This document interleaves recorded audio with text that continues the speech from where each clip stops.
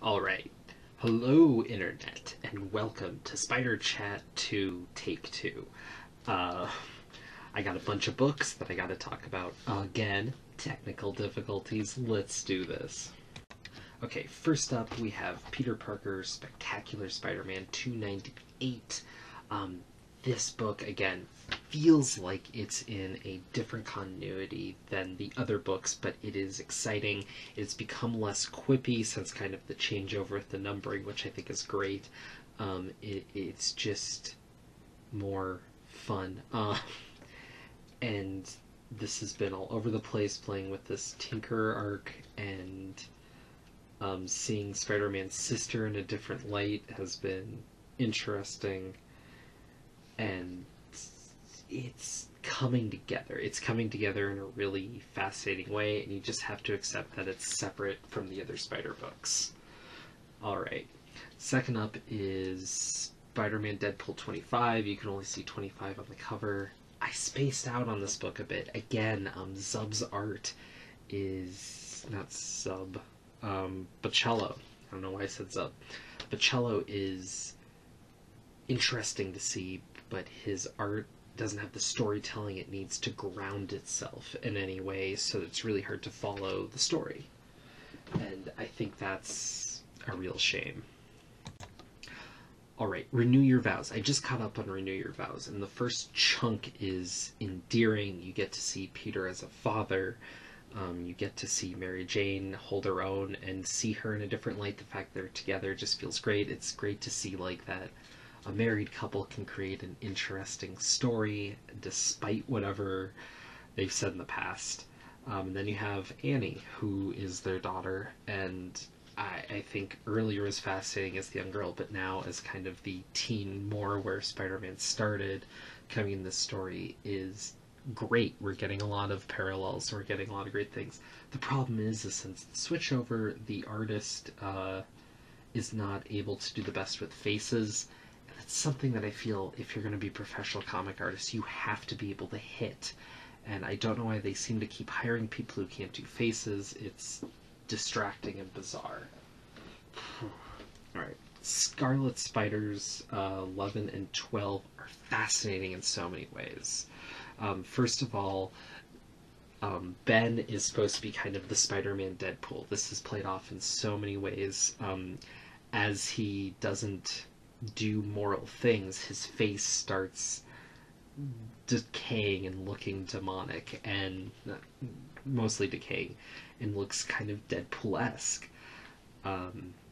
He's very much a reluctant hero, but he's doing it for moral and kind of outside reasons that makes a fun push and pull. Also with this book being like an old, 2000s Deadpool, we're getting a new artist, it seems like every issue or every other issue now, after the big name left, and I think that's an interesting thing that probably wasn't intentional initially. And also, if you're like a 90s kid, you're getting the Slingers again, and what's fascinating about this story is that if you don't know the Slingers, I don't know that this is going to make any sense, and Slingers is forgotten. I think there might have been a trade print long ago, but that would have been long ago. And now we're getting just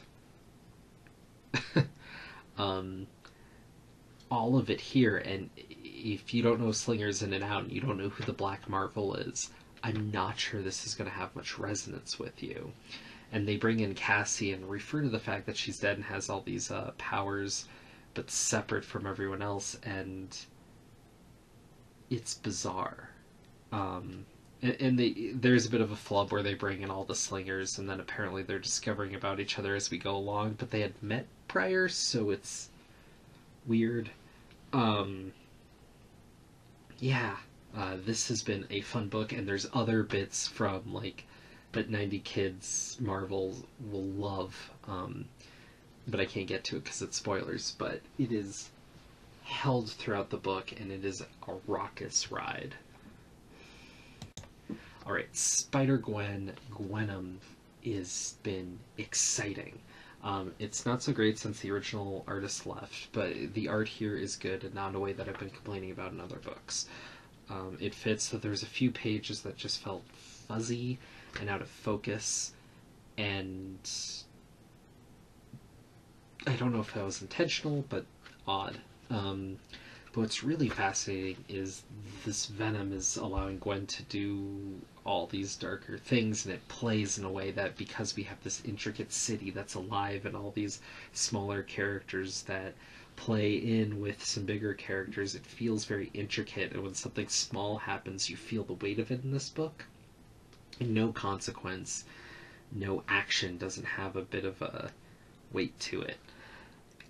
And what's more fascinating is actions in this book affect how things are going to happen with Matt Murdock, Daredevil, what's happening with Punisher, what's happening with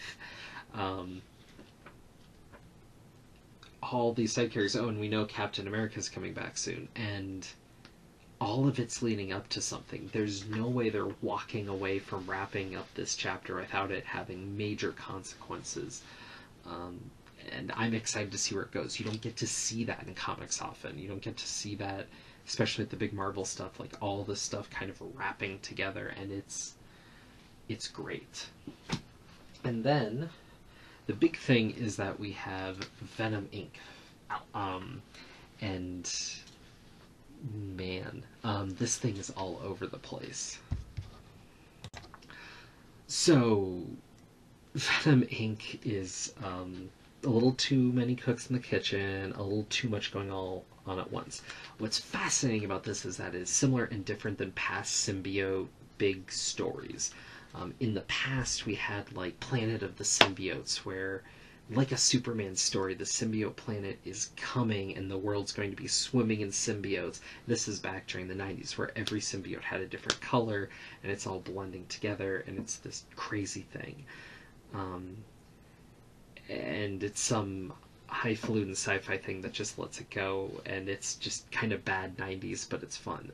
We had another one with Bendis during, I think it was Mighty Avengers, where the symbiotes were played in a different way, where the planet of the symbiotes were actually mostly good creatures, but the Venom symbiote was a prisoner, or being sent to prison, and that's why Spider-Man found him away from everything else and brought him back, and that's why the Venom symbiote isn't so bad.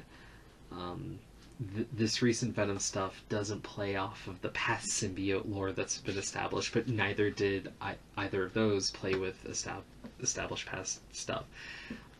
We have the Venom symbiote, which is a black symbiote, and another black symbiote, Menace, which I don't think we've seen another black symbiote before like that.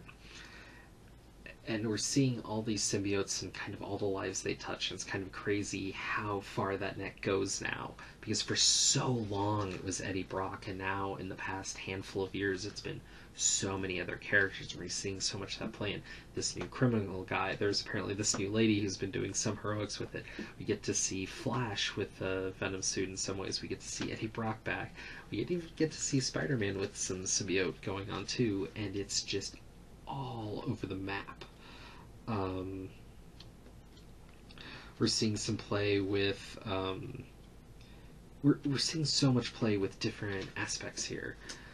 If you don't know about all that symbiote background, you might be a little lost. If you don't know about where Peter and Felicia or Black Cat are, you might be a little confused on some of it here. There's so much playing in, there's so much going on, it's hard to follow, and this event, compares to other Spider-Man bigger things, feels messy. It feels bizarre, but in a way that's kind of fun, because you don't know where it's going to go next, because it's not such a tightly structured story. But it's also not such a tightly structured story, and things are just kind of happening, and trying to keep track of everything is a little confusing. But what's cool to past big symbiote events is that it's effectively street level. It's this idea of control and chaos with the symbiotes, controlling chaos, if you will.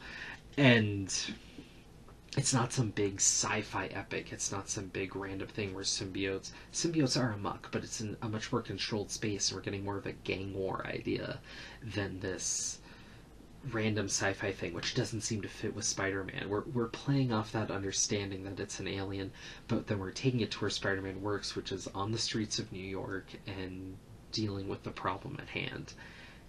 And it's interesting to see where that's going to be going. So yeah, that's it for Spider Chat 2. So much to catch up on. If you want to give me your opinion on some Spider books that you're doing, that you're reading, or if you have other Spider books that you want to talk about, please let me know. I'm curious. Yeah, so peace out, and hope to be talking to you guys soon. Bye.